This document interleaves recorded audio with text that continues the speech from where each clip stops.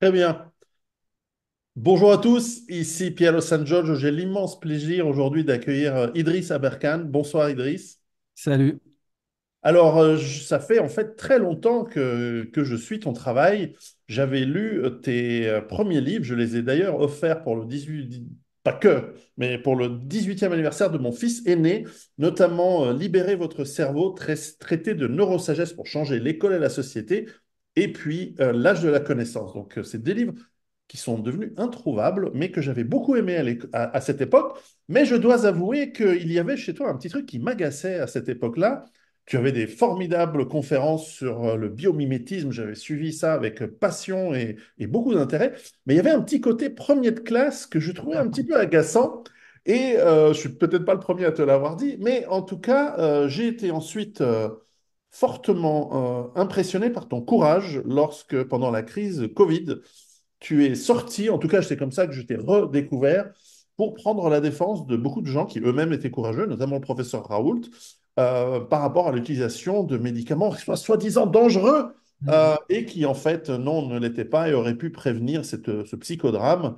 Et ensuite, tu as pris position pour plein d'autres sujets et j'ai découvert que tu, en fait, tu es quelqu'un de très courageux. Et peut-être pour commencer, est-ce que tu peux nous présenter brièvement ton parcours? Parce que tu es né en 1986, donc tu es un petit peu plus jeune que moi, mais tu as déjà pas mal de bouteilles, pas mal d'expérience. J'ai vu beaucoup de diplômes. Mais les diplômes, pour moi, c'est pas important. Ce qui compte, c'est ce que l'on fait. Parle-nous un petit peu de ton parcours. Ouais, en plus, tu vois, mes diplômes m'ont servi à rien, sauf à être attaqué, puisque comme j'avais passé 3 doctorats, il y a eu en France une litanie de tentatives de les discréditer, tu vois. Certains ont commencé par dire il les a pas, puis après ils ont dit mais si, il les a, mais on va les lui reprendre, tu vois. T'as eu l'école polytechnique à Paris qui a tenté cette espèce de saloperie pendant 7 ans. Pendant 7 ans, ils disent il a pas de doctorat chez nous. Puis à la fin, ils disent non, non, mais il en a un, mais en fait, on va le lui reprendre. Donc comme ça, il en aura plus. Puis mais évidemment, c'était aussi bidon que la première fois. Mais au final, ça m'a servi à rien. Donc le côté premier de la classe, c'est marrant que tu dises ça parce qu'en effet, moi, je préférais lutter contre ça. Et en fait, dans Libérer votre cerveau, dès que tu le lis, tu vois que j'attaque froidement le système éducatif français en expliquant vraiment qu'il est bourré de défauts, de biais, etc. Et après, si tu veux, c'est comme avec Didier Raoult. Donc moi, je savais qui c'était, bien sûr, étant biologiste. Je connaissais ses travaux. Tu es peut-être sur le plus grand infectiologue de tous les temps, devant ou au niveau de Pasteur, hein. Les gens se rendent pas compte, les découvertes qu'il a faites sur les mamavirus, les changements de paradigme. Tu sais, c'est le terme qu'on utilise pour décrire les révolutions dans l'histoire scientifique, changement de paradigme.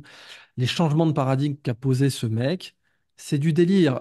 Avant le Covid, n'importe quel scientifique français savait que Raoult avait une sorte de main verte pour les cultures bactériennes. Il arrivait à te reproduire, à te cultiver des bactéries là où tout le monde avait échoué. Il arrivait à t'en isoler. D'ailleurs, il en a nommé tellement de nouvelles espèces qu'à la fin, on n'avait plus d'idées pour les nommer.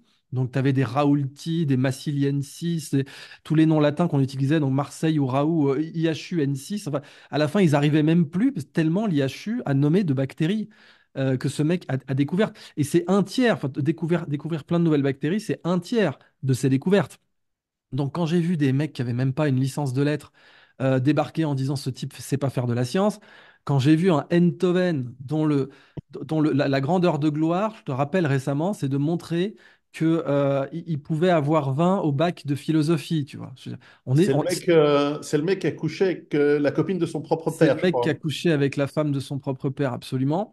Ça, c'est... Donc on est sur le gamin gâté insupportable qui doit toute sa carrière à papa et qui le trahit et qui aujourd'hui donc sa plus grande heure de gloire c'est d'avoir eu de faire une copie de bac de philo, tu vois. Moi je vais avoir 38 ans ce mois-ci, c'est la honte. J'ai enseigné à l'école centrale pendant 7 ans, j'ai encadré une vingtaine de thèses de master, j'ai encadré une thèse de pharma. C'est la honte, je veux dire, à aucun moment je viendrai me faire une copie de biologie pour montrer que j'ai 20, tu vois. Je veux dire, pardon, faut vraiment être à un niveau de connerie remarquable. Donc quand j'ai vu des mecs comme ça dire que Raoult savait pas faire de la science, alors que eux n'auraient même pas pu comprendre le quart d'une des publis de Raoult, et accessoirement Raoult il en a fait des milliers, ce qui lui a été reproché, parce que quand tu fais des milliers de publis, tu peux forcément en prendre une ou deux en défaut subjectivement, parce que ça n'a jamais été objectif, c'était toujours subjectif. Donc oui, là je me suis dit stop, on arrête, on sait bien que le mal progresse pas par les gens qui font le mal, mais par les gens de bien qui ne font rien. Bon, bah là, je me suis posé la question, Idriss, c'était quoi? T'es quelqu'un de bien, t'es quelqu'un de mal. Bon, un mec comme Raoult, tu sais qui c'est. Tu vois des terroristes intellectuels qui essaient de l'abattre. Bon, bah, tu sautes. Tu sais, c'est comme, tu vois un combat dans un bar. Il y a un pote à toi qui est en train de se faire tabasser à la baramine. Bon, il est bon, ce pote, hein, c'est pas, ça va, il a les épaules. Mais bon, il est en train de se faire tabasser à la baramine. Tu fais quoi? Bah, tu sautes dans la mêlée. Tu cherches même pas à comprendre, tu sautes dans la mêlée, t'es obligé, c'est ton ami.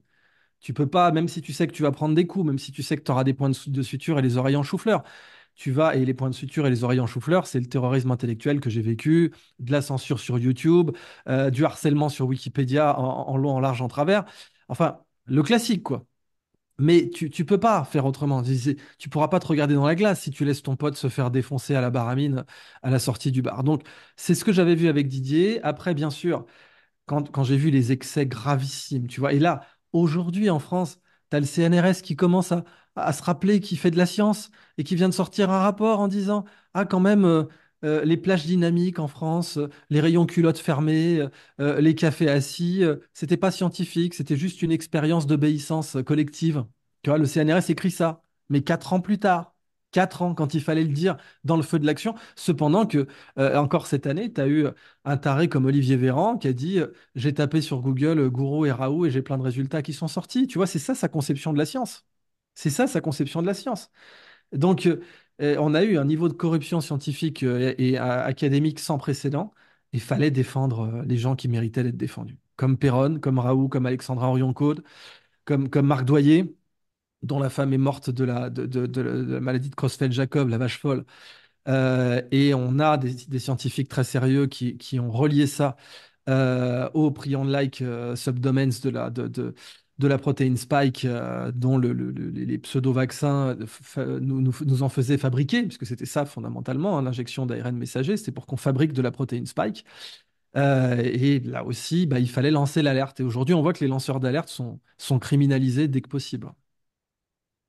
En plus, tu as été courageux sur plein d'autres sujets et je dois dire que le courage, quand en plus il y a une alternative, est d'autant plus important et autant plus méritoire et tu fais preuve d'éthique et d'intégrité. Je vais te dire pourquoi. Tu as beaucoup travaillé en France. En France, un pays où on essaie souvent de faire valoir des gens issus de la diversité. Alors, tu n'es pas tout à fait issu de la diversité, tu es italo-algérien. J'ai regardé ta fiche chez Wikipédia qui, effectivement, est gratinée plus que la mienne Ouais, encore. puis elle est mensongère au dernier degré, C'est c'est-à-dire que sûr. tout ce qui est positif est enlevé, tout ce qui est négatif est exagéré, déformé, transformé, etc. Ils ont même trouvé la plus vilaine photo Ouais, ouais, possible. Comme bien moi, sûr. c'est la Et même chose. tu le vois, c'est vraiment, c'est voulu, quoi. Oui, Mais du oui. coup, c'est magnifique. Faut surtout pas la changer parce que tout ce qui est excessif est insignifiant. C'est-à-dire que tu vois ils ont tellement atteint un niveau en réalité, bah, de terrorisme intellectuel, quoi, un niveau de harcèlement que, évidemment, maintenant, plus personne peut la prendre au sérieux, quoi.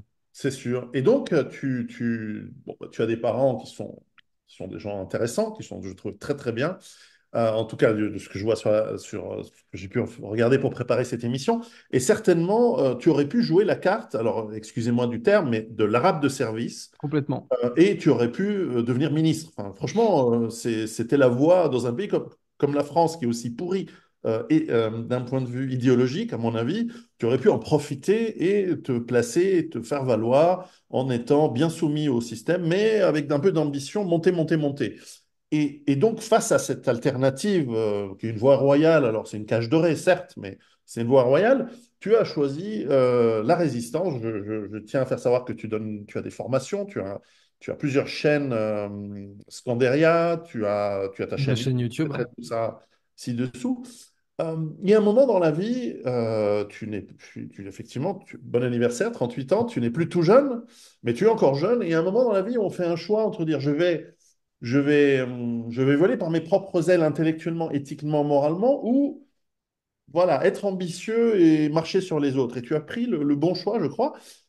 Comment ce choix, est-ce que ça s'est fait naturellement, c'est ton instinct, ou alors tu y as quand même un moment réfléchi et tu t'es dit non, je peux pas faire Alors, la tête du système. en 2017, je suis approché par l'équipe de campagne de Macron, j'ai encore les mails, qui me demandent donc un soutien. Et comme il y aura Cédric Villani et tout, bon, qui a été courageux par la suite, il a complètement craché sa carrière, alors que c'était un des hommes les plus en vue de la Macronie, justement pour auditionner les témoins des manquements à la pharmacovigilance pour le Covid et aussi pour s'opposer à l'interdiction de l'école à la maison, parce que Cédric Villani est totalement pour l'école à la maison et la France l'a interdite de facto, ce qui est une atteinte aux libertés fondamentales, hein, ça pourrait se discuter, mais donc en effet à ce moment-là, voilà, en gros on va avoir Villani et Aberkan. Bon, ils ont eu Villani quelque temps, puis ensuite il a compris, et, il était sincère, hein, bon, et ensuite il a compris et il a tout perdu, même son siège de député à 7 voix près, un truc comme ça, hein. Donc c'est vraiment bon. Euh, et moi, en effet, oui, j'aurais pu, parce que quand tu vois que Sibeth Ndiaye a été, qui, comme chacun le sait, est